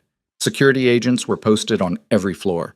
The building was locked down tighter than a military installation, and Leora had never felt more vulnerable in her life. Her phone buzzed. Unknown number, Korean area code. She almost didn't answer, then recognized the prefix as Seoul Central Hospital. Hello? Mrs. Vesper? A woman's voice. Korean accent. Nervous. This is Nurse Park from the prenatal clinic. I'm calling because your test results came back and Dr. Kim wanted to discuss them urgently. Leora's blood went cold. What test results? From your examination yesterday, after your fall. There were some irregularities in your blood work that require immediate follow-up. What kind of irregularities? I'm not authorized to discuss details over the phone. Dr. Kim needs to see you in person. Can you come in tonight? Every instinct Leora had developed over 3 years of living in Kyle's world started screaming warnings. This felt wrong. Timed wrong. Convenient wrong. I'll call tomorrow to schedule. Mrs. Vesper, this is urgent. Your pregnancy may be at risk. The words hit like a physical blow. Leora's hand moved instinctively to her belly, feeling her daughter kick against her palm. How urgent? She asked. Dr. Kim recommended immediate monitoring. Can you come now? Leora looked around the penthouse. Security everywhere. Kale gone. No way to reach him without pulling him away from whatever confrontation was unfolding across the city. I'll need to bring security, she said. Of course. We'll be waiting. The call ended. Leora stood there holding her phone, trying to think through the fear, trying to separate legitimate medical concern from orchestrated threat. The baby kicked again. Harder this time. Leora made her decision. The hospital was quieter at night. Fewer patients in the waiting area. Fewer staff moving through corridors. The prenatal clinic on the 4th floor was nearly empty, just one nurse at the desk who looked up when Leora entered, flanked by 2 of Jinsu's security team. Mrs. Vesper? The nurse stood quickly, too quickly. Dr. Kim is waiting for you in examination room 3. The security agents exchanged glances. One of them, a man named Chen, who'd been with Kyle's organization for 6 years, stepped forward. We'll need to clear the room first, he said in Korean. Of course. They moved down the hallway, Chen taking point while his partner covered their rear. Leora followed, her heart hammering against her ribs. Everything felt wrong. The empty corridors, the nervous nurse, the urgent call perfectly timed to arrive when Kyle was occupied. But the baby kept kicking, and fear for her unborn daughter overrode every other survival instinct. Examination room 3 was at the end of the hall. Chen pushed the door open slowly, one hand on the weapon beneath his jacket. The room was empty. No doctor, no equipment, just a standard examination table and a metal chair. Where's Dr. Kim? Leora asked the nurse who'd followed them. He'll be right in. Please, sit down. Chen shook his head. We're leaving. But the doctor isn't here. Chen grabbed Leora's arm. Mrs. Vesper, we need to go. Now. They turned back toward the hallway. Nolan Graves stood in the doorway. He wasn't alone. 4 men in dark suits flanked him, all carrying weapons that weren't even bothering to hide. Professional. Military bearing. The kind of security that came with serious money and zero conscience. Hello, Leora, Nolan said. He looked different than he had in the hospital corridor. Calmer. More confident. Like he'd finally found solid ground. We need to talk. Chen's weapon cleared leather, but one of the suited men moved faster. There was a brief struggle, a muffled impact, and Chen crumpled to the floor unconscious. His partner lasted 3 seconds longer before joining him. Leora backed against the examination table, both hands protecting her belly. Don't. I'm not going to hurt you, Nolan said. That was never the plan. Then what is the plan? Nolan stepped into the room. Behind him, his security team secured the door. The nurse had vanished, probably an actress hired for this specific role. The plan, Nolan said slowly, is for you to understand how badly you fucked up when you chose him over me. I didn't choose him over you, I chose myself. No, you ran away. Stole my child. Built a life with a criminal. Nolan moved closer, close enough that Leora could smell his cologne, the same expensive brand he'd worn in Portland. But that life ends tonight. Kael will kill you. Kael is occupied. Nolan smiled. It was genuinely terrifying, empty of everything except cold satisfaction. Right now, he's walking into an apartment in Itaewon where absolutely nothing is waiting for him except evidence that I was never there. He'll realize the mistake too late, and by then, you and I will be on a plane to the United States. Leora's vision swam. I'm not going anywhere with you. You don't have a choice. I'll fight, and risk your baby? Nolan glanced at her pregnant belly. I don't think so. You're too practical for that, too careful. He was right. Leora felt the truth of it settling into her chest like stones. She could scream, fight, refuse, but Nolan had prepared for every contingency, had backup, had leverage, had calculated every possible response. And Kael was across the city chasing a ghost. Who's helping you? Leora asked. Buying time, trying to think through the panic. Someone who wants your husband destroyed. Nolan gestured toward the door. Come on, we have a tight schedule. No. Leora, oh, no. She straightened her spine, forcing herself to look directly at the man who'd once convinced her she was worthless. You're going to have to drag me out of this hospital. Make a scene. Alert every security camera and witness between here and wherever you think you're taking me. And when Kael finds out, and he will find out, he'll tear this city apart looking for me. He'll find you. And whatever protection you think you have won't be enough. Nolan's expression shifted, uncertainty flickering behind his calculated confidence. You used to be scared of me, he said quietly. I used to be a lot of things. Leora's hands were shaking, but her voice held steady. Now I'm just angry. For a moment, she thought he might back down, might recognize that the woman standing in front of him wasn't the same person he'd destroyed 3 years ago. Then one of his security team stepped forward and pressed a chloroform-soaked cloth against her face. Leora tried to fight, tried to breathe, tried to scream. The world dissolved into chemical darkness. The last thing she heard before unconsciousness claimed her was Nolan's voice, distant and distorted. She was always too stubborn for her own good. Consciousness returned in fragments, pain first. Sharp and immediate in her wrists were zip ties cut into skin. Then cold.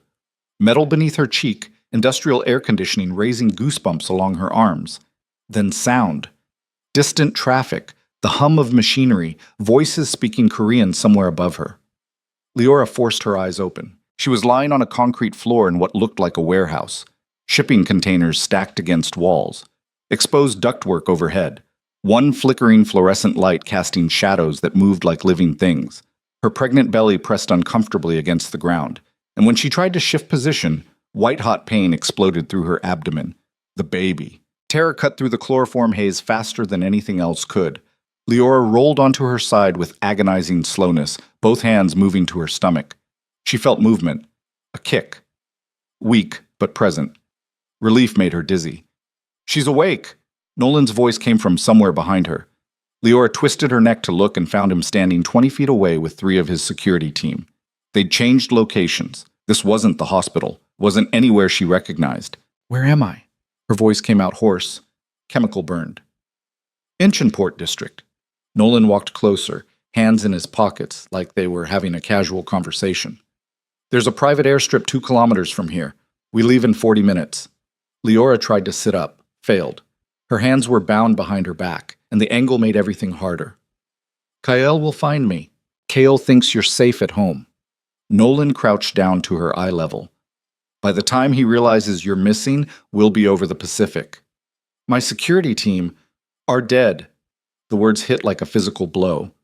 Leora thought about Chen, about his partner whose name she'd never learned, about how they'd been trying to protect her when Nolan's people had taken them down.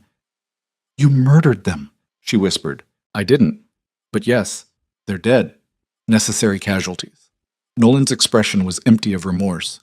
"This is what happens when you marry a monster, Leora. Violence follows. People die. And eventually, the monster loses everything he tried to protect." "You're the monster." "No, I'm just a man taking back what's mine." Leora's laugh came out bitter and broken. "I was never yours. You were until you ran away." Nolan stood, looking down at her with something that might have been pity if pity wasn't predicated on caring. "But that ends tonight. We're going back to Portland. You're going to recant every lie you told about me.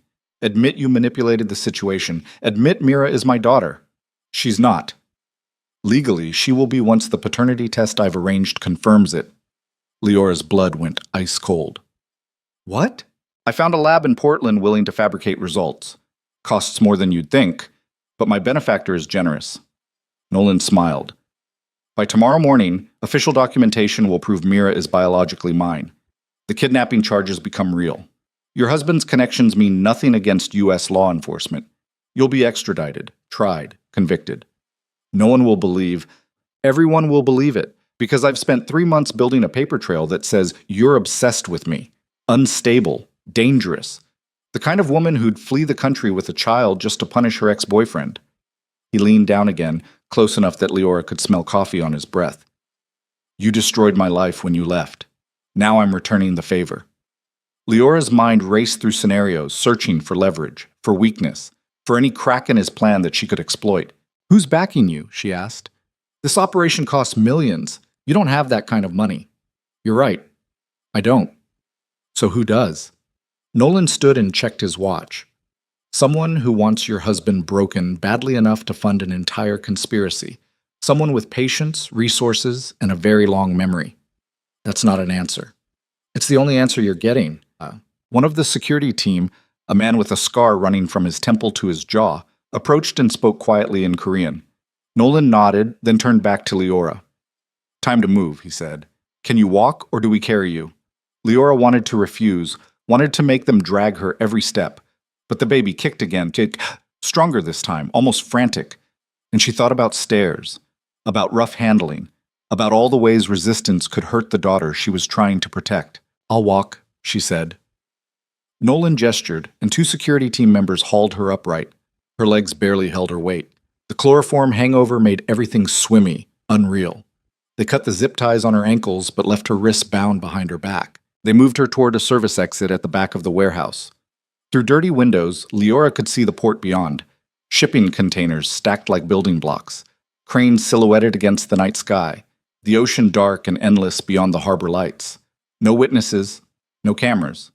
No help coming. She thought about Mira asleep in their penthouse, probably dreaming peacefully while Mrs. Chen dozed in the chair beside her bed. Thought about Kael realizing too late that he'd been played. Thought about the daughter growing inside her who'd never meet her father if Nolan's plan succeeded. And something inside Leora, something that had been slowly hardening over 3 years of survival, finally crystallized into something sharp enough to cut. She stopped walking. "Move," one of the security team said in accented English. "No." He grabbed her arm. Leora twisted and drove her knee into his groin with every ounce of strength she had left. He went down gasping. The other guard reached for her, and she threw her weight sideways, slamming her shoulder into his chest. Not enough to hurt him, just enough to create chaos, just enough to buy seconds. She ran, pregnant, Hands bound, still dizzy from drugs, she ran toward the warehouse entrance. Behind her, Nolan was shouting, footsteps pounding concrete. She hit the door with her shoulder and it burst open onto a loading dock overlooking the port. And there, illuminating the dock in high-beam headlights, were 6 black SUVs arranged in a semicircle. Kale stepped out of the lead vehicle. He looked like death itself had taken human form, blood on his knuckles, suit jacket torn, face carved from stone in rage. Behind him, Jinsu and her entire security team fanned out with weapons drawn, moving with the practiced precision of people who'd fought wars in alleys and boardrooms alike. Kale's eyes found Leora immediately. For 1 second, just one, his expression cracked. Relief, terror, something raw and human that he usually kept buried beneath layers of calculated control. Then the mask came back, harder than before. "Let her go," Kale said. His voice carried across the loading dock with absolute authority. "And I'll let you die quickly." Nolan appeared behind Leora with a gun pressed against her temple. The world stopped. Jinsu's team froze mid-advance. Kale's hand moved fractionally toward his own weapon, then stopped. Nobody breathed. "I don't think so," Nolan said. His voice was shaking, but the gun stayed steady. "Here's what's going to happen. Your people are going to back away. You're going to let us leave. And if anyone follows, I put a bullet in her head." "You won't," Kale said with certainty. "Why not?" "Because then you have no leverage.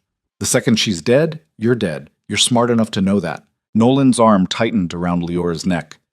"Maybe I don't care anymore. Maybe watching you lose everything is worth dying for." "Then do it." Kale took 1 step forward. Just one. "Pull the trigger. See what happens." The gun pressed harder against Leora's temple. She could feel Nolan's pulse through his wrist, racing, erratic, the heartbeat of someone who'd finally realized they'd miscalculated badly. "Kyle," Leora said quietly, "don't. I'm not losing you. You might have to." "No." The word came out absolute, final. "That's not an option." Behind them, more vehicles were arriving. Port security, police, witnesses who'd forced this situation to resolve one way or another. The window was closing. Nolan felt it too. "Back away," he said again. "Now, or—" The shot came from somewhere in the stacked containers to their left. Single. Precise. Surgical. The bullet took Nolan in the shoulder, spinning him sideways. His gun fired wildly as he fell, the round punching through metal somewhere behind Leora. She dropped to the dock instinctively, rolling away from him as Jinsu's team swarmed forward. It was over in seconds. Nolan face down on concrete, screaming as someone's knee drove into his spine. His security team surrendering or running, or discovering that Jinsu had snipers positioned across 6 different vantage points. And Kale was beside Leora, cutting the zip ties on her wrists, pulling her against his chest with shaking hands. "Are you hurt?" he asked. His voice was wrecked. "The baby—" "We're okay. We're okay. I think."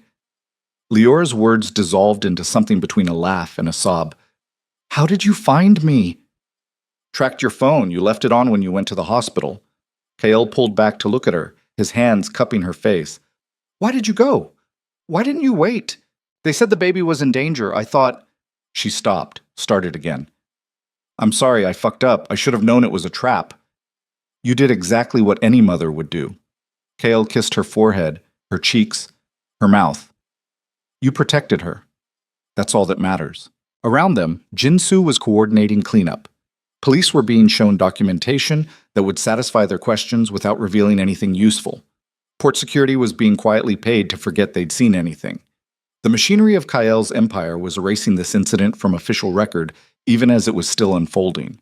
Nolan was being dragged toward one of the SUVs, still screaming, not from pain, from rage, from the final understanding that he'd lost everything and gained nothing. "Wait," Leora said.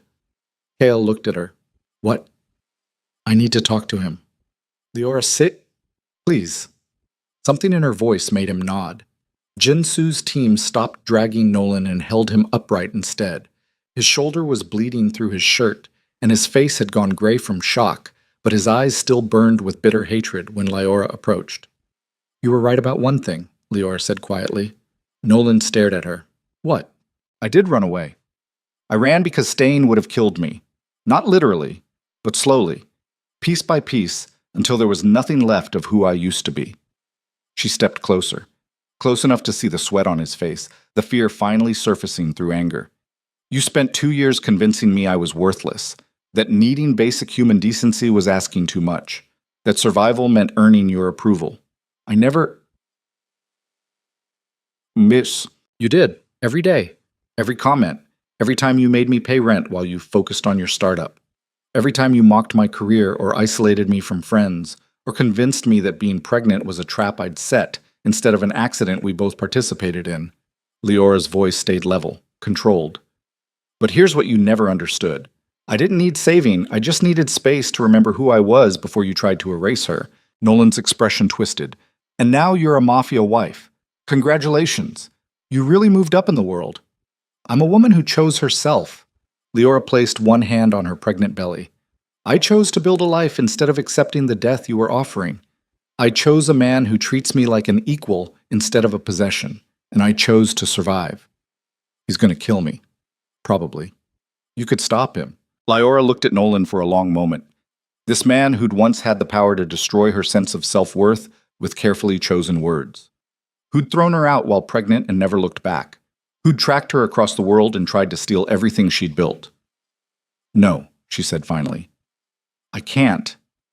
She turned and walked back to Kyle, leaving Nolan screaming threats that dissolved into begging as Jinsu's team dragged him away. Kyle drove Leora to her private medical clinic 30 minutes outside Seoul. Not a hospital. Somewhere discreet, where doctors asked no questions and recorded nothing that might later surface in investigations. She was examined thoroughly, blood pressure elevated, minor contusions on her wrists, stress indicators that would require monitoring, but the baby was fine. Heartbeat strong, movement normal, no signs of distress beyond what was expected given the circumstances. She's a fighter, the doctor said in English, like her mother. Leora laughed weakly. She was lying on an examination table while Kyle sat beside her holding her hand like she might disappear if he let go. She gets it from her father. The doctor left them alone after prescribing bed rest and follow-up appointments. Silence settled over the room, broken only by the distant hum of medical equipment. I need to know, Leora said finally. Who was backing Nolan? Kyle had been waiting for this question, dreading it. Someone from my past. A rival I thought I'd neutralized 5 years ago. What did you do to them? Destroyed their operation? Took their territory? Made sure they could never rebuild? And they waited 5 years for revenge? Some people have long memories. Kale's thumb traced circles on her palm. His name was Park Min-ho. He's dead now. Leora turned her head to look at him. You killed him. Jinsu did. After we made him tell us where you were. Kale met her eyes without flinching. He wanted to break me by taking you, by destroying everything I built, by proving that even monsters can lose what they love. Did he succeed? For about 30 minutes, yes. Kyle's voice went rough. Between realizing the Idawan apartment was empty and getting the ping from your phone, I thought I'd lost you. Thought I'd been too slow, too arrogant, too convinced that my power was enough to protect you. But it was enough. Barely. They sat in silence again, processing, surviving, trying to organize trauma into something manageable. What happens to Nolan? Leora asked. Kale's expression went cold. Do you want to know? She thought about it. About the man who'd tried to steal her daughter, who'd fabricated legal documents, who'd murdered 2 security guards just to get leverage. About the fear she'd carried for 3 years that he'd somehow find her and drag her back to Portland, back to feeling worthless. No, she said. I don't want to know. I just want him gone. Then he's gone. The finality in those words should have troubled her, should have made her question what kind of person she'd become, that she could hear a death sentence and feel only relief. But Leora was tired of questioning herself, tired of apologizing for survival, tired of carrying other people's violence as her own guilt. Take me home, she said. I need to see Mira. Eek. They arrived back at the penthouse just before dawn. Seoul was starting to wake up. Early commuters filling subway platforms, delivery trucks navigating narrow streets, the city's machinery grinding back into motion. Mrs. Chen met them at the door, her face tight with worry that dissolved into relief when she saw Leora. Thank God, we were so worried. I'm okay, Leora said. Is Mira still asleep? She doesn't know anything happened. Leora nearly collapsed from gratitude. The idea that her daughter had slept through this entire nightmare, blissfully unaware that her mother had been kidnapped and nearly murdered, felt like the only mercy the universe had offered all night. She went to Mira's room and stood in the doorway for a long time, just watching her daughter sleep, curled on her side, clutching her stuffed rabbit, perfect and untouched by the violence that had been orchestrated around her. Kael appeared behind Leora, wrapping his arms around her from behind. His chin rested on top of her head. "She's safe," he murmured. "For now. For always." Leora wanted to believe that, wanted to trust that Kael's empire was strong enough, his reach far enough, his violence controlled enough that their family would remain protected from everyone who might want to hurt them. But she'd learned the truth tonight. Safety was an illusion. Power had limits. And the only thing standing between her daughters and the world's cruelty was the willingness to become cruel herself. "I can't live like this," Leora whispered, "always waiting for the next threat, always wondering if someone from your past will try to destroy us." "I know. But I don't know how to leave either." Kael turned her around gently, holding her face in both hands. "Then we find a third option." "What option?" "We stop reacting. Start controlling the narrative." His eyes held something new. Not just protection, strategy. "I've spent 15 years building an empire on fear and leverage, but fear makes enemies, and enemies make situations like tonight. So what do? We change what we're building." Kael's voice carried absolute certainty. "We take everything I've built, all the power, all the connections, all the resources, and we use it differently. Legitimately." Leora stared at him. "You want to go legitimate?" "I want our daughters to inherit something other than violence." The words hung between them like a promise too fragile to survive daylight. But Kael looked serious, looked like he'd spent the last 6 hours staring into the abyss of losing everything, and decided that whatever it took to prevent that from happening again, he'd do it. Even if it meant dismantling the empire he'd spent his entire adult life building. "That's going to take years," Leora said. "I know. And people are going to try to stop you. Let them try." Leora looked at her husband. This man who'd saved her life, who'd murdered for her, who was now promising to change everything he was just to give their family a different kind of future. And she realized she loved him more in this moment than any other. Not for the protection, for the choice, for choosing them over power. "Okay," she said. "Let's do it." Kael kissed her then, and it felt like a beginning instead of an ending. But neither of them saw the shadow move past Mira's window 3 floors below. Neither of them saw the camera lens focused on their penthouse from the building across the street. Neither of them knew that Park Min-ho's son had been watching everything for 6 months. And revenge, as it turned out, was hereditary. The photograph arrived 3 days later. Kael found it slipped under the penthouse door during his early morning security sweep, a habit he'd developed after the kidnapping, checking every entrance personally before Leora and Mira woke up. The envelope was unmarked. Expensive paper. No fingerprints when Jinsu's team analyzed it later. Inside was a single photo. Leora and Mira in the park, 2 blocks from their building, taken yesterday afternoon. The angle suggested a telephoto lens from at least 200 meters away. Professional surveillance. And written on the back in clean block letters, "She has his eyes." Kael stared at the photograph for 30 seconds while his world recalibrated around this new threat. Park Min-ho was dead. Kael had watched Jinsu put 2 bullets in his chest after extracting Leora's location, had personally verified the body before it was disposed of in ways that ensured no investigation would ever find remains. But dead men couldn't send photographs, which meant someone else was watching. Someone patient enough to wait until the immediate crisis passed before announcing their presence. Someone smart enough to know that the photograph itself was more effective than any explicit threat. Kael called Jinsu while the photo was still in his hand. "We have a problem," he said. By noon, Kael's entire security apparatus was operating at wartime readiness. Surveillance teams deployed across a 5-kilometer radius around the penthouse. Facial recognition software scanning every camera feed in Seoul for patterns. Background checks running on anyone who'd had contact with Park Min-ho in the last decade. Jinsu coordinating from the command center while Hana worked her network of informants across the city's criminal underworld. And Leora sat in the living room watching all of it unfold with the hollow expression of someone who'd finally reached their breaking point. "This is never going to end," she said quietly. Kael looked up from his laptop. They were alone in the room. Mira was napping, Mrs. Chen was in the kitchen preparing lunch, security agents were posted throughout the penthouse. But somehow the isolation felt absolute. "We'll find who sent it," Kael said. "And then what?" Another person appears. Another threat. Another crisis. Leora's hands rested on her pregnant belly, fingers tracing absent patterns. "How many enemies do you have?" "Fewer every year. Because you kill them." The accusation sat between them like a third presence. Kael closed his laptop carefully, buying time to choose his words with precision. "Yes," he said finally. "Because I kill them, or neutralize them, or make them wish they'd never learn my name. That's what survival looks like in my world." "Our world," Leora corrected. "I'm in this now. Mira's in this. Our unborn daughter is in this. We don't get to pretend there's separation anymore." "I know." "Then tell me how this ends. Tell me what the exit strategy is." Her voice was climbing towards something that wasn't quite hysteria, but was close enough to terrify him. "Because I can't keep living like this.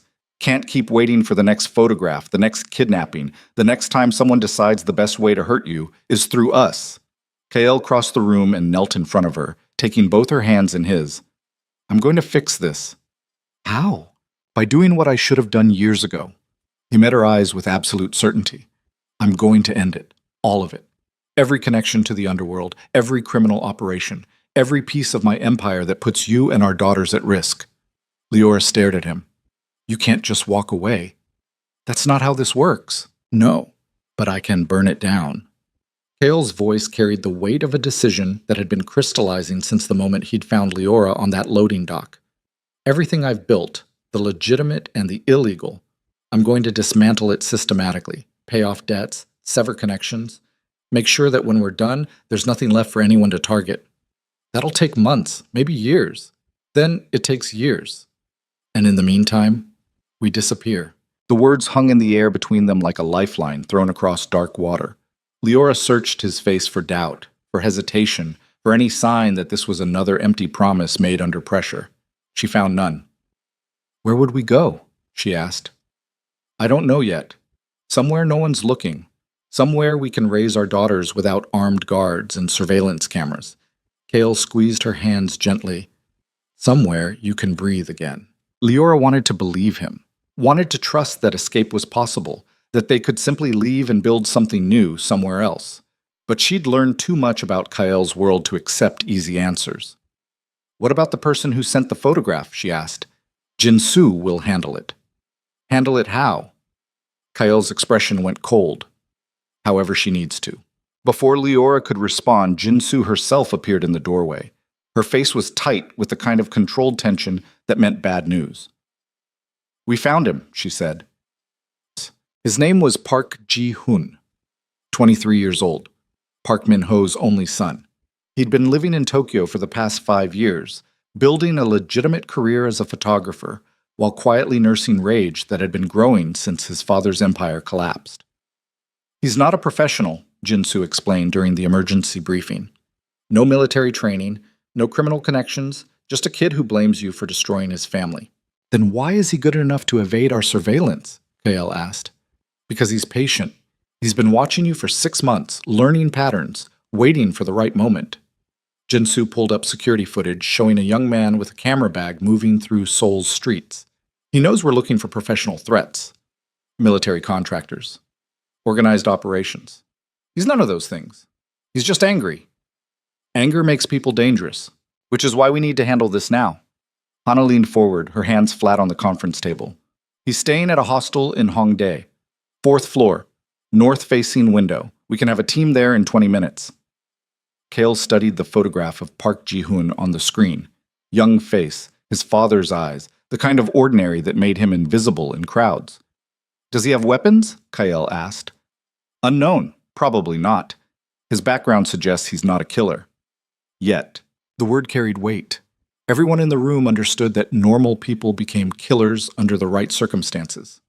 Grief, rage, desperation. The same forces that had transformed Kael from a street kid into an underworld king could push Park Ji-hoon toward violence he'd never imagined himself capable of. "What do you want us to do?" Jinsu asked. Kael was quiet for a long moment. The old version of himself would have given the order without hesitation. Eliminate the threat permanently. Make sure Park Ji-hoon joined his father in whatever unmarked grave held their family legacy. But the new version, the one trying to build something different for his daughters, hesitated. I want to talk to him, Kael said finally. Jin-soo and Hana exchanged glances. That's a mistake, Hana said bluntly. You give him an audience, you give him opportunity. Maybe, but I need to know if there's a way to end this without more bodies. There isn't. Then I need to hear him say it. Jin-soo studied Kael's face with the intensity of someone who'd known him long enough to read his tells. You're really doing this? The whole legitimate exit strategy? Yes. It's going to cost you everything. Not everything. Kael glanced toward the living room where Leora was visible through the doorway, holding Mira on her lap while reading a picture book. Just the things that don't matter anymore. They brought Park Ji-hoon to a neutral location, a shuttered restaurant in Itaewon that Kael owned through shell companies buried deep enough that no investigation would find them. 2 security teams outside. Jin-soo and Hana positioned strategically inside, and Kael sitting alone at a table near the back while evening light filtered through dusty windows. Park Ji-hoon arrived under escort, wrists bound in front of him, looking more confused than scared. He was smaller than Kael expected, thinner, the kind of build that came from missing meals and sleeping poorly. Grief had hollowed him out from the inside. Sit, Kael said in Korean. Ji-hoon sat. His eyes darted around the room, cataloging exits, calculating odds. Smart enough to be scared, not smart enough to hide it.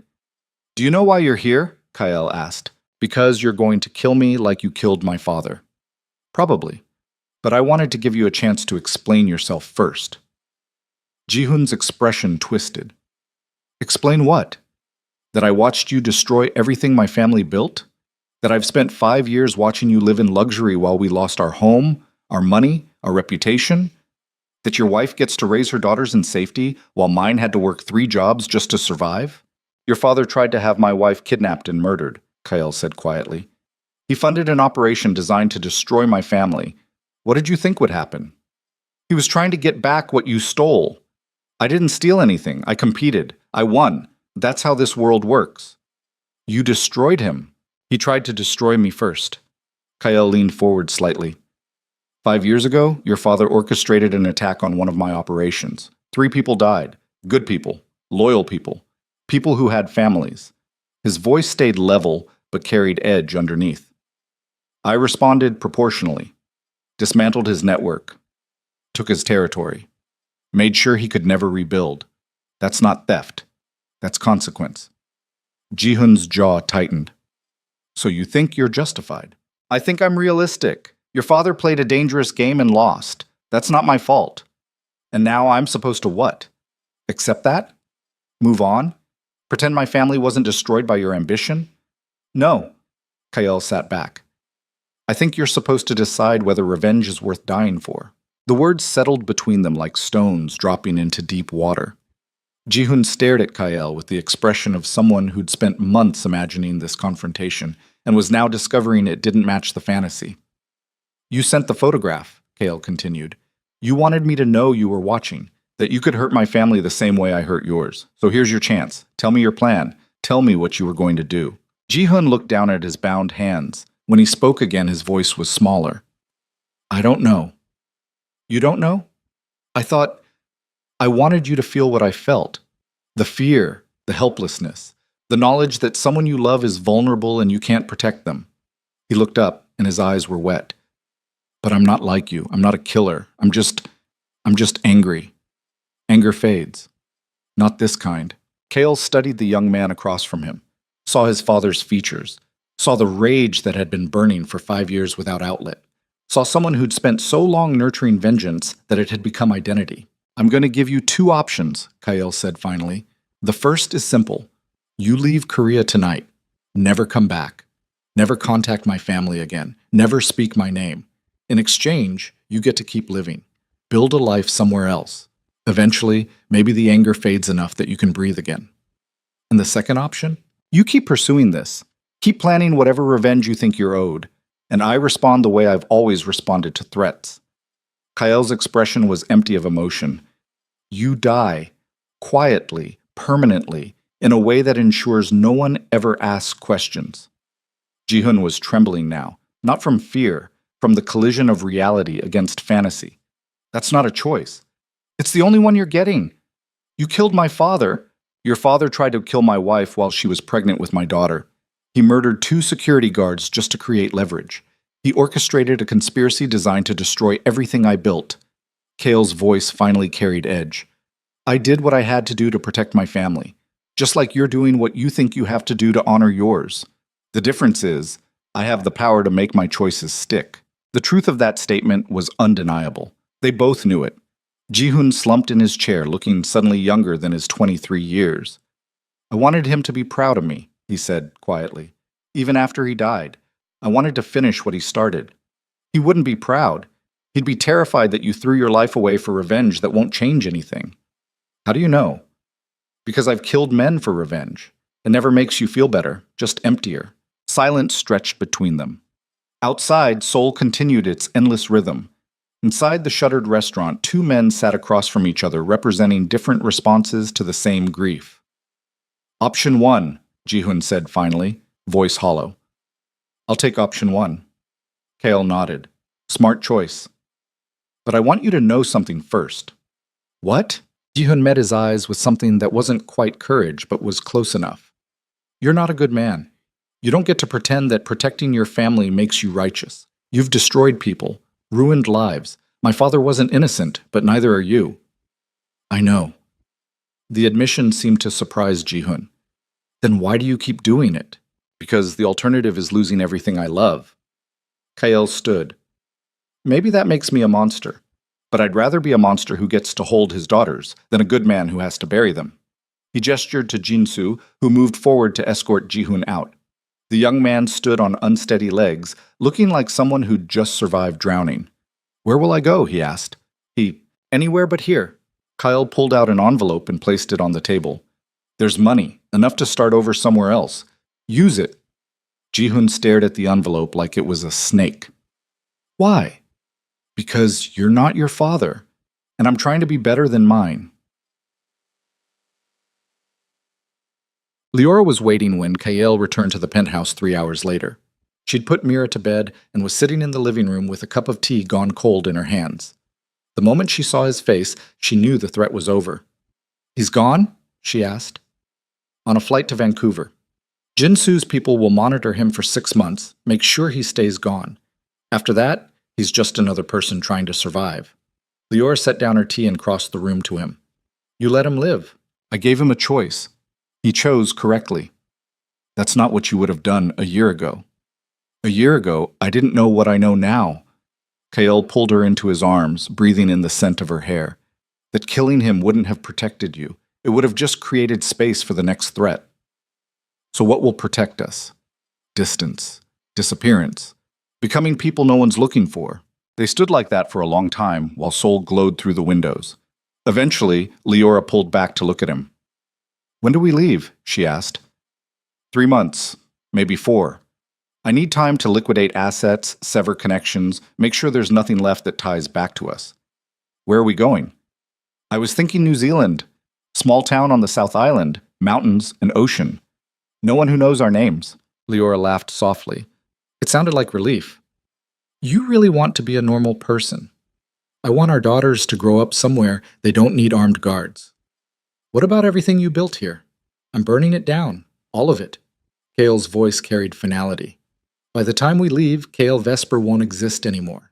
Just a man named David Chen who moves to New Zealand with his wife and daughters to start over. David Chen? You have a better suggestion? No, Leora smiled. I never thought I'd see you run away from anything. I'm not running away. I'm running towards something better. The distinction felt important. Leora kissed him then, and it tasted like possibility instead of fear. 4 months later, they left Seoul on a commercial flight to Auckland. No private jet, no security detail. Just a family of 4 with 2 checked bags and carry-on stuffed with children's books. Kael wore jeans and a plain t-shirt that made him look like any other tired father traveling with young children. Leora held their newborn daughter, Hannah, named after the woman who'd helped protect them, while Mira slept against Kael's shoulder. Jinsu and Marcus and the rest of Kael's inner circle had been paid off generously and scattered across continents with instructions never to contact him again. The penthouse had been sold to a tech executive who'd never know about the violence that had soaked into its walls. Every business, every connection, every piece of evidence that Kael Vesper had ever existed had been systematically erased. On paper, they were nobody. In practice, they were free. The flight was 14 hours. Lior spent most of it watching Kael with their daughters, seeing a version of him that had probably always existed beneath the violence, but had never had space to emerge. Gentle, patient, fully present in ways that power had never allowed. They landed in Auckland on a clear morning that smelled like ocean salt and freedom, rented a car, and drove south through landscapes that looked like Earth had been remade by someone who believed in second chances, mountains that touched clouds, valleys green enough to hurt your eyes, oceans stretching toward horizons that promised nothing but space. Their new home was a small house on the outskirts of Queenstown, 3 bedrooms, a garden that needed work, views of Lake Wakatipu that made Leora cry the first time she saw them. No neighbors close enough to ask questions, no history, no ghosts, just a family starting over.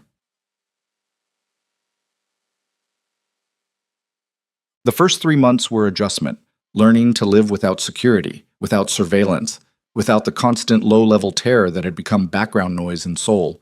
Kael struggled with it more than Leora expected. He'd spent 15 years sleeping with one eye open, and the habits died hard. But gradually, imperceptibly, he softened, started smiling more often, laughed at Mira's terrible toddler jokes, held Hana for hours while she slept, just breathing her in, helped Leora plant vegetables in the garden even though he didn't know the first thing about gardening. They became ordinary, and ordinary was beautiful. One evening, 6 months after arriving, they sat on their back porch watching the sun set over the lake. Mira was inside watching cartoons. Hana was asleep in her crib. The world was quiet in ways that Seoul had never been. "Do you miss it?" Leora asked. Kael knew what she meant. Sometimes. The power. The certainty of knowing I could solve problems with money or violence. But this is better. He reached over and took her hand. "I'd rather raise our daughters here than rule an empire there." Leora squeezed his fingers. "No regrets?" "Only one." "What?" "That it took me so long to realize what actually mattered." They sat in silence while the light faded and stars emerged one by one. And for the first time in longer than either of them could remember, the future felt like something to anticipate instead of survive. Tax. 2 years later, Leora was working at a local medical clinic when she saw him. Just a glimpse through the waiting room window. A young man with a camera, photographing the mountains in the distance. Something about his profile made her freeze. Park Ji-hoon. He was older, healthier. The hollowed-out grief had filled in with something that looked like contentment. He seemed to sense her watching and turned. Their eyes met through glass. For 3 seconds, neither moved. Then Ji-hoon nodded once, acknowledgement, maybe respect, and walked away down the street. Leora didn't tell Kael. Some threats dissolved on their own when you stopped feeding them attention. And besides, she'd seen Ji-hoon's camera bag, seen the way he'd been photographing mountains instead of people, seen someone who'd chosen to build a life instead of nursing rage. They'd both survived. That was enough. 5 years after leaving Seoul, Kael stood in their garden while Mira and Hana played in the grass. They were 8 and 5 now. Growing fast. Mira had her father's intensity but her mother's kindness. Hana had inherited Leora's stubborn resilience and Kael's rare smile. Neither of them knew their father had once been one of the most dangerous men in Asia. Neither of them needed to. Leora joined him, slipping her hand into his. "What are you thinking about? How different everything could have been. Better or worse? Just different." Kael watched their daughters chase each other through sunlight that turned their hair gold. "I don't think about Seoul much anymore." "Me neither. But sometimes I wonder who we'd be if we'd stayed." "Dead, probably." Leora said it lightly, but they both knew it was true. You can't fight forever. Eventually, something catches up. We caught up first. We got lucky. No. Kael pulled her closer. We chose each other. That's not luck. That's just us refusing to give up. Leora leaned into him, and they stood like that while their daughters played and the mountains stood eternal, and the lake reflected clouds that promised rain but delivered only beauty. Years later, when people asked Leora how she'd survived, she never mentioned the kidnapping or the violence or the empire they'd escaped. She just said she'd learned the difference between love and possession, that she'd married a dangerous man who chose to become safe, that sometimes the bravest thing you can do is walk away from power and toward the people who make you want to be better, and that she was never hard to love. She just needed to find someone willing to prove it. The story of Kyle Vesper ended in Seoul, but the story of David and Leora Chen, two ordinary people raising daughters in a small New Zealand town, was just beginning, and that story had a much better ending.